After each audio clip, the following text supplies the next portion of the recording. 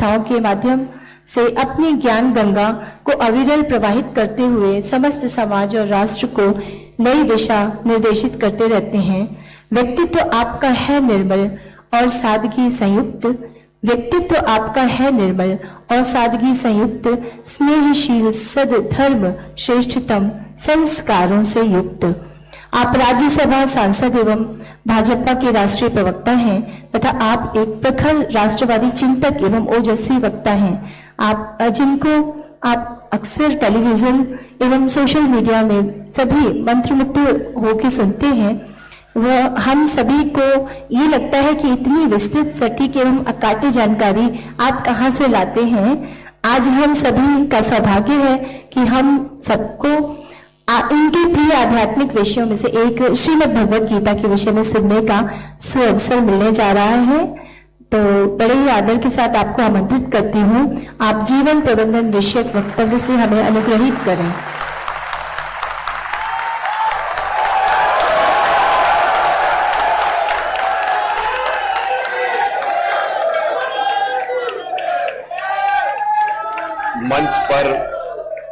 मंच पर विराजमान श्रद्धेय स्वामी ज्ञानानंद जी, विश्वविद्यालय के कुलपति, हमारे पुराने मित्र प्रोफेसर विनय पाठक जी, इस समारोह के विशिष्ट अतिथि मुख्तारुल हसन अमीन जी, प्रति कुलपति सुधीर अवस्थी जी, कुल सचिव डॉक्टर अनिल यादव जी, इस कार्यक्रम के संयोजक डॉक्टर उमेश पालीवाल जी, डीएवी कॉलेज के प्राचार्य अनिल मिश्रा जी और राजेश जी। आज हम सब यहां जब गीता के विषय के ऊपर श्रद्धेय स्वामी जी के सानिध्य में एकत्र हुए हैं, तो ये एक अत्यंत सुखद संयोग बनाता है। वो संयोग क्या है?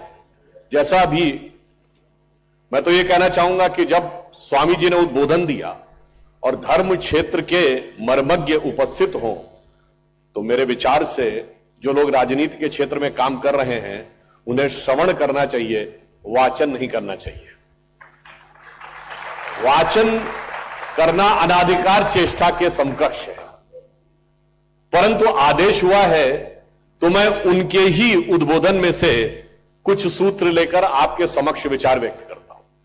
जैसे उन्होंने कहा पूर्व में कि जो मनुष्य का जन्म है, गीता में भी कहा गया है, बहुत दुर्लभ है। हमारे यहां तीन चीजें बहुत दुर्लभ मानी गई हैं। त्रयः दुर्लभा प्राप्नोति, मनुष्यत्वम, मुमुक्षत्वम, सज्जना नाम संगति। तीन चीजें अत्यंत दुर्लभ हैं जो दैव कृपा से प्राप्त होती हैं। सर्वप्रथम मनुष्य का जन्म, फिर मनुष्य के जन्म में मोक्ष की इच्छा, मनुष्यत्वम मुमुक्षत्वम, यानी आध्यात्म की तरफ प्रवृत्ति, और फिर तीसरी सज्जना नाम संगति, यानी सज्जन और साधु लोगों की संगति। आज मैं कहना चाहूंगा कि संयोग से तीनों ही संयोग यहां विराजमान हैं। स्वामी जी भी हैं, कई पूज्य संत मंच पर विराजमान हैं, तो और आप सब लोग कहीं न कहीं उस आध्यात्मिक विचार से प्रेरित हैं, तो तीनों का ही संगम हमें यहां दिखाई पड़ रहा है। इसलिए मैं कह सकता हूं कि एक बहुत अच्छा और उचित संयोग है। अभी स्वामी जी ने इस विषय की तरफ रेखांकन किया कि जीवन के प्रबंधन में किस प्रकार की भूमिका गीता के द्वारा निभाई जा सकती है। तो मुझे स्मरण आता, चूंकि मैं सामाजिक क्षेत्र में और राजनीतिक क्षेत्र में कार्य कर रहा हूं, तो मुझे ध्यान आता है कि गीता क्या भूमिका राष्ट्र समाज के प्रबंधन में निभाती है। भारतीय संविधान के मूल प्रतिलिपि में जो कुछ एक चित्र अंकित हैं, उनमें एक चित्र भगवान कृष्ण का अर्जुन को गीता उपदेश देते हुए भी चित्र है। और संयोग की बात यह है कि वो संभवतः उस पेज पर है जिसपे directive principles of the constitution लिखे हैं, यानी नीति निर्देशक तत्व लिखे हैं। मुझे लगता है कि यदि भारत के संविधान और भारत के जनमानस का नीति निर्देशन किसी के द्वारा हो सकता है, तो गीता से अधिक उपयुक्त ज्ञान का वह प्रतीक नहीं हो सकता। और एक और मैं कह सकता हूं, चूंकि वो गीता का उपदेश देते हुए चित्र है, तो वो एकमात्र बोलता हुआ चित्र है, क्योंकि बाकी सब में तो चित्र हैं और गीता में भगवान कृष्ण बोल रहे हैं। और यह प्रेरणा कहां से मिलती है? मैं तो स्मरण करना चाहता हूं कि आज हम स्वतंत्रता के अमृत महोत्सव वर्ष में आ गए। स्वतंत्रता की शुरुआत हुई तो सबसे पहले 1905 में जब लोकमान्य बाल गंगाधर तिलक ने पूर्ण स्वराज्य का उद्घोष दिया था। उनको प्रेरणा कहां से मिली थी? लोकमान्य तिलक ने गीता का अध्ययन किया और उनकी प्रख्यात पुस्तक है गीता रहस्य। तो यानी स्वतंत्रता का प्रथम उद्घोष जो होता है पूर्ण स्वराज्य, उसकी प्रेरणा कहीं ना कहीं गीता से आती है। दूसरे नंबर पे 1909 में महात्मा गांधी ने पुस्तक लिखी हिंद स्वराज, जिसमें उन्होंने स्वराज की अवधारणा कैसी होगी, यानी भारत की स्वतंत्रता का स्वरूप क्या होना चाहिए, इसके बारे में पूरा उन्होंने एक विस्तृत विवरण दिया। और महात्मा गांधी लिखते थे, जब कभी मुझे जीवन में संशय होता था तो मैं जाकर गीता पढ़ता था और गीता के ही किसी न किसी भाग को पढ़कर मेरे मन में प्रेरणा आती थी। और आप सबको तो याद होगा, महात्मा गांधी ने तो कौसानी में जाके अनासक्ति योग के ऊपर पूरी पुस्तक लिखी है जो गीता से प्रेरित थी। इसलिए हमारे स्वतंत्रता और सामाजिक आंदोलन का जो प्रारंभ हुआ वो कहीं ना कहीं गीता के प्रारंभ से होता था। तो इसलिए बहुत उपयुक्त था कि directive principles of the constitution में गीता दिखाई पड़े। और जब अमृत काल आया है, आप याद करिए 2014 में जब माननीय प्रधानमंत्री नरेंद्र मोदी जी इस देश के प्रधानमंत्री बने और वो अपनी विदेश यात्रा पे गए, पहली अमेरिका यात्रा पे, तो आप सबको ध्यान होगा उन्होंने तत्कालीन अमेरिकी राष्ट्रपति बैरक ओबामा को क्या भेंट किया था? श्रीमद् भगवत गीता। ठीक है, कुछ लोगों को अच्छा नहीं लगा था, तो मैं कहना चाहता हूं कि ये कर्मों का फेर था या कर्मों का दंड था कि जिन लोगों को अच्छा नहीं लगा था वो कहां खड़े थे और जिन्हें अच्छा लगा था वो कहां खड़े। और मैं ये भी कहना चाहता हूं कि यदि अमेरिकी राष्ट्रपति को मोदी जी ने गीता भेंट की तो यह और भी अधिक उपयुक्त है। आज अमेरिका दुनिया का सबसे शक्तिशाली राष्ट्र माना जाता है, पर उसकी शक्ति का उद्भव कहां से हुआ था? जिस दिन अमेरिका ने एटम बम का विस्फोट किया था 16 जुलाई 1945 को, ट्रिनिटी एक्सप्लोजन। और उस परमाणु विस्फोट को करने वाला जो प्रमुख वैज्ञानिक था, architect of the Manhattan project, Robert Oppenheimer ने उस परमाणु विस्फोट के बाद लिखा था कि इसे देखकर मुझे गीता का वह श्लोक याद आता है कि जब भगवान विष्णु अर्जुन से ये कहते हैं कि संपूर्ण सृष्टि का सृजन भी मैं हूं, परंतु सहस्रों सूर्यों के रूप में जब उठता हूं तो संहार भी मैं ही हूं, काल भी मैं ही हूं। और आप सबको शायद पता हो भाई, आजकल कहते हैं ना साइंस में सबसे मजबूत है, वो एटम बम बना लिया क्या? तो जिसने एटम बम बनाया वो रॉबर्ट ओपेनहाइमर ने गीता पढ़ने के लिए 1933 में संस्कृत सीखनी शुरू की थी। एटम बम तो 1945 में बनाया।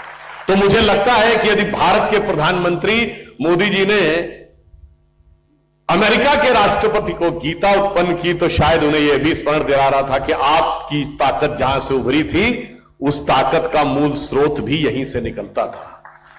और आज हम स्वतंत्रता के अमृत काल में, अभी 15 अगस्त गुजरा है, तो लाल किले की प्राचीर से प्रधानमंत्री जी ने क्या कहा कि अगले 25 वर्ष का समय यह अमृत काल है, जब भारत 75वें वर्ष से शताब्दी वर्ष तक की यात्रा करेगा।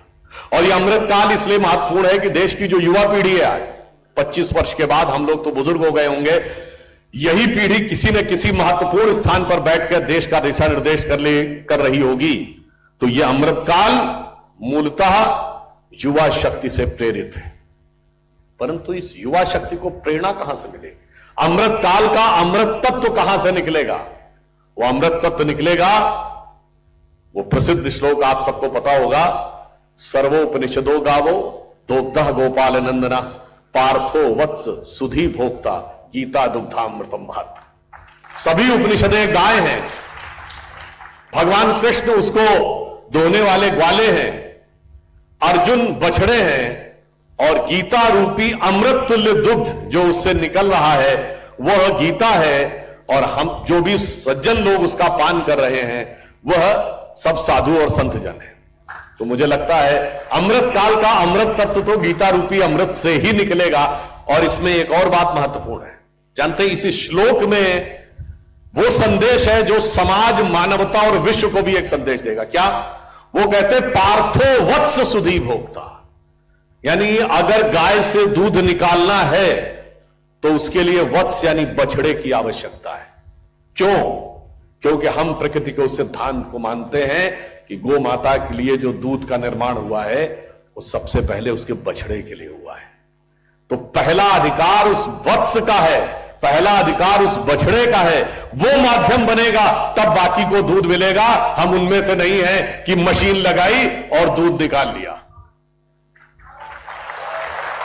इसीलिए केमिकल फर्टिलाइजर बोए और धरती से निकाल लिया, जमीन में ट्यूबवेल लगाया, पानी खींच लिया, और आज हालत क्या हो गई कि पूरे विश्व के सामने एक इकोलॉजिकल इंबैलेंस का प्रॉब्लम क्रिएट हो गया। आज हम कहते हैं कि दुनिया की पिछली 100 साल सबसे शानदार थे साइंस एंड टेक्नोलॉजी के डेवलपमेंट में। मनुष्य ने क्या क्या प्रगति नहीं की कि एक जमाने में वायरलेस का सिग्नल नहीं होता था, आज टेलीकॉम रिवॉल्यूशन है, 5G और 6G का दौर की बात हो रही है, सैटेलाइट्स पूरी दुनिया में है, आज जेनेटिक इंजीनियरिंग आ गई है, डीएनए आ गया है, पैथोलॉजिकल टेस्टिंग आ गई है। परंतु आप सभी बातों को देखिए तो एक तरफ लगता है कि ये मनुष्य की अब तक की सबसे शानदार शताब्दी है, पर दूसरी तरफ आप देखें तो हम उस मुकाम तक जाकर पहुंचकर खड़े हो गए जहां लगता है कि अगर हमने नियंत्रण नहीं किया तो 100 या 50 साल के बाद पूरी मानव जाति के अस्तित्व पर प्रश्न चिन्ह लग जाएगा। हमारे पास पीने को पानी साफ नहीं होगा, खाने को खाना नहीं होगा, श्वास लेने को नहीं होगी, ग्लोबल वार्मिंग हो रही है। इसका अर्थ क्यों है?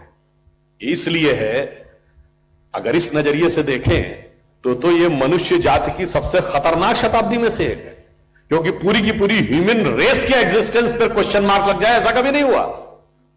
ये क्यों हुआ? हमने वत्स के भाव को नहीं समझा, हमने प्रकृति को माता नहीं समझा।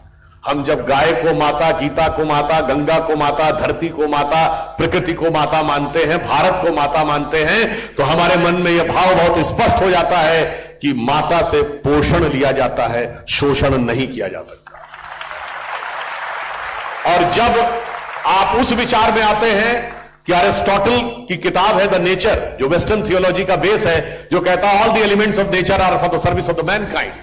रेने डेकार्टे और फ्रांसिस बेकन कहते हैं कि man should become the possessor, the masters of nature. हमें पूरा प्रकृति पर स्वामित्व चाहिए। और एक जगह तो रेने डेकार्टे लिखता है man should be able to subdue nature.